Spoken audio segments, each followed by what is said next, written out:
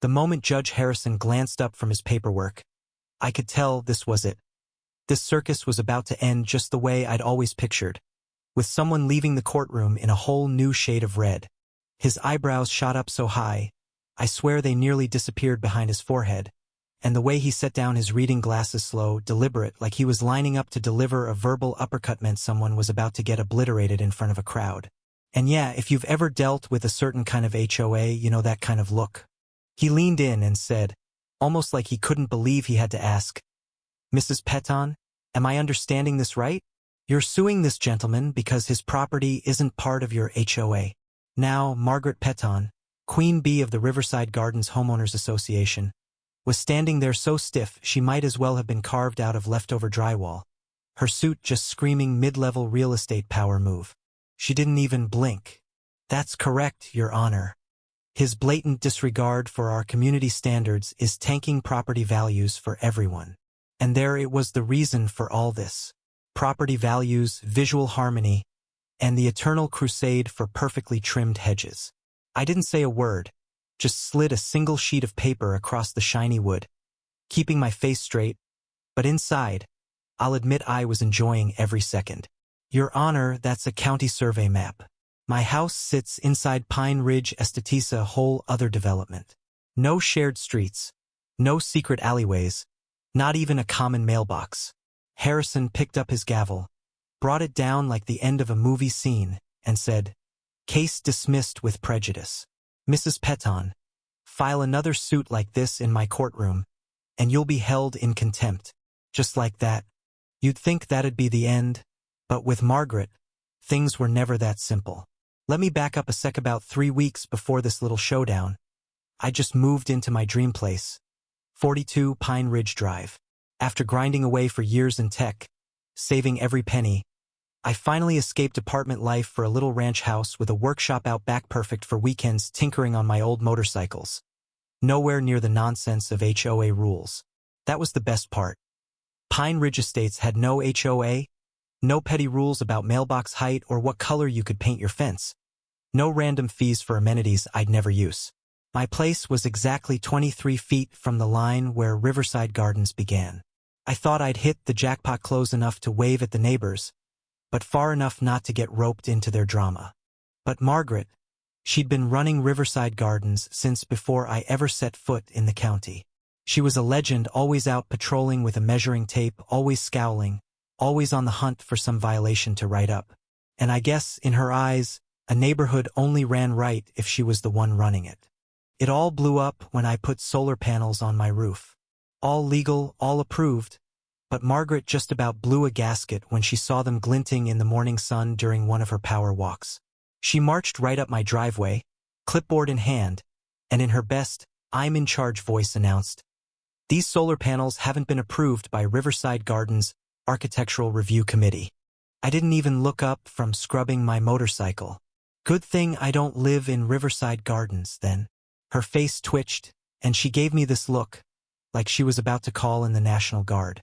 "Your property affects our community's visual harmony. You need to apply for retroactive approval." I just smiled, wiped my hands on a rag, and said, "Margaret, I don't live in your HO. Never have, never will. Have a good one." Yeah, I thought that was that. Of course, I was wrong.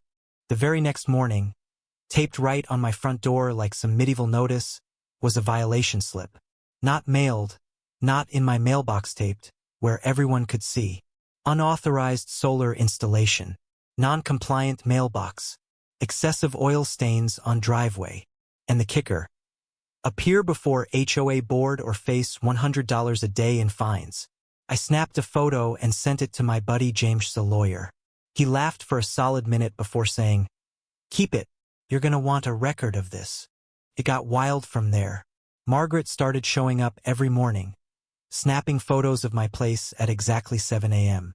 She reported my workshop to the city, claimed I was running a motorcycle shop from my garage just because I fixed a few bikes for friends.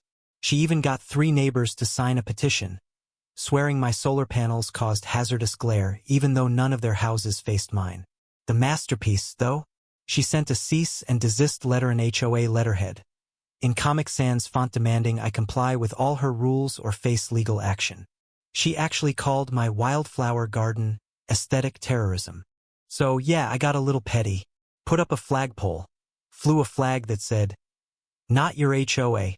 2 days later, here came the lawsuit. You ever read something so nuts you laugh out loud alone in your kitchen?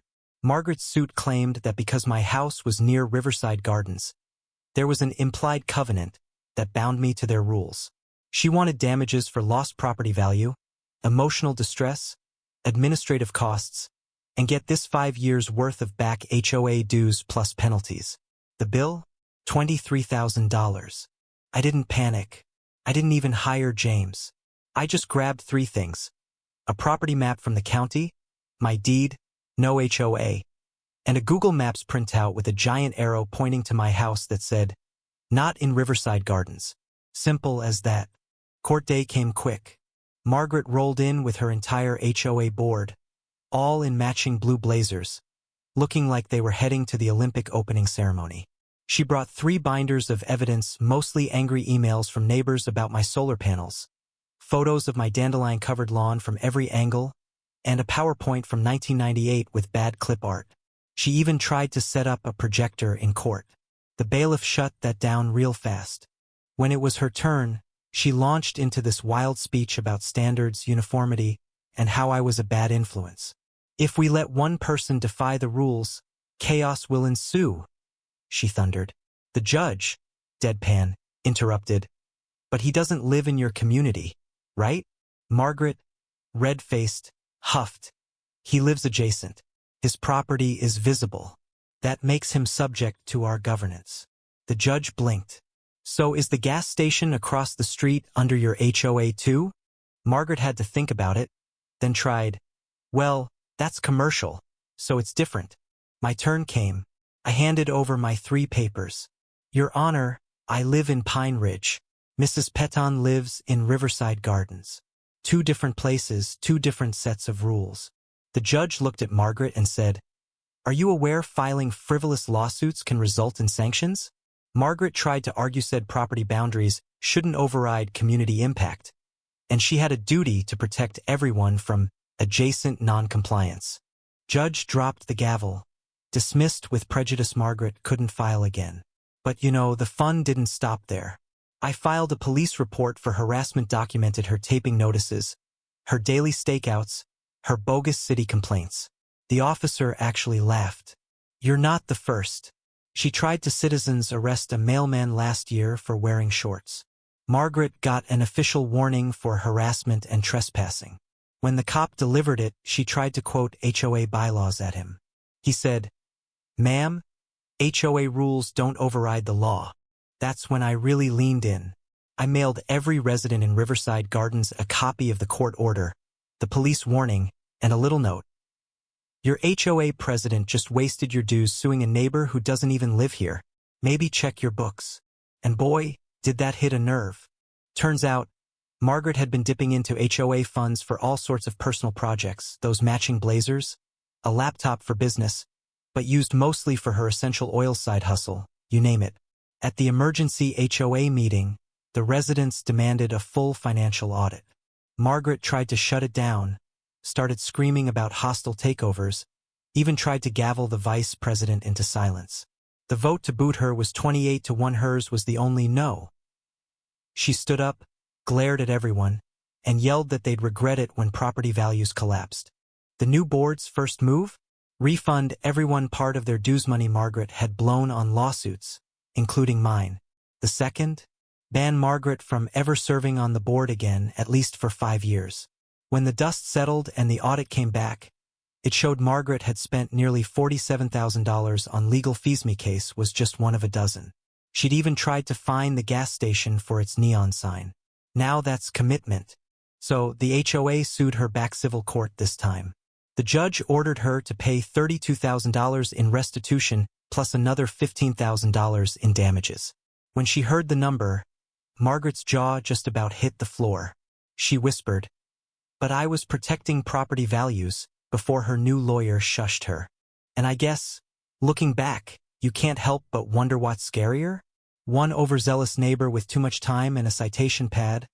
Or a whole system that lets folks like Margaret run wild until someone finally pushes back? Maybe both. So, yeah, I'm still living at 42 Pine Ridge, my solar panels soaking up the sun, my not your HOA flag waving proudly, and Margaret? Well, last I heard she was giving a TED Talk at the local community center about the dangers of unregulated landscaping. You can't make this stuff up. But let me throw it to you, where do you stand on all this? Ever tangled with a neighbor or an HOA that just couldn't let it go? Who gets to draw the line between community and control? Drop your take below, let's see whose story tops this one. And hey, if you've ever had a run-in with a clipboard warrior, you know exactly what I mean.